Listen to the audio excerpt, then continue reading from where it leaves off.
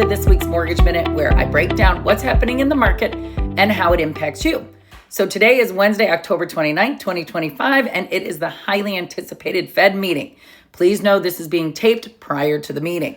So the Federal Reserve is walking a bit of a tightrope right now as it does prepare for its move on interest rates. While inflation has cooled a little, it's still sitting above the Fed's 2% target, which makes any decision to cut rates a tricky one. On one hand, the labor market is showing signs of softening, and that gives the Fed some breathing room to lower rates without overheating the economy. But at the same time, officials are cautious. They don't want to cut too soon and risk reigniting inflation. That's what makes the upcoming Fed meeting so pivotal. The latest inflation report shows September's consumer price index ticked up to 3% year over year. Normally, that level would have the Fed leaning towards raising interest rates, but this time the backdrop is very different. So the government shutdown has delayed the September jobs report, but earlier data showed hiring has been slowing since spring. Combine that with rising unemployment and 7 straight months of manufacturing contraction, and it's clear the economy is losing a bit of steam. Still, cutting rates comes with trade-offs, especially for the federal budget. The cost of servicing our $38 trillion nationals debt just topped $1 trillion for the year. Because so much of that debt is short-term, the Treasury is having to constantly roll it over at current high rates.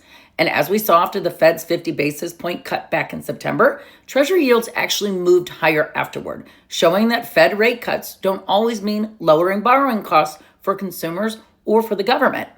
Now let's bring this back to mortgage rates. Fannie Mae just updated its forecast, and it's not quite what buyers were hoping for. They now expect the 30-year fixed rate to stay above 6% through at least the end of 2025. Rates may slowly drift lower, but likely won't fall below 6% until sometime in 2026. That's a reminder for buyers and sellers who are waiting for better rates. The market we have right now is more stable than it seems. And speaking of stability, well, the Case-Shiller Home Price Index showed that home prices rose 0.2% in August after seasonal adjustments and are up 1.5% year over year. That's a slight slowdown from the previous month, but keep in mind those numbers reflect when rates were higher.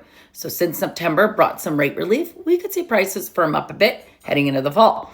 Lastly, the Mortgage Bankers Association reported some upbeat news.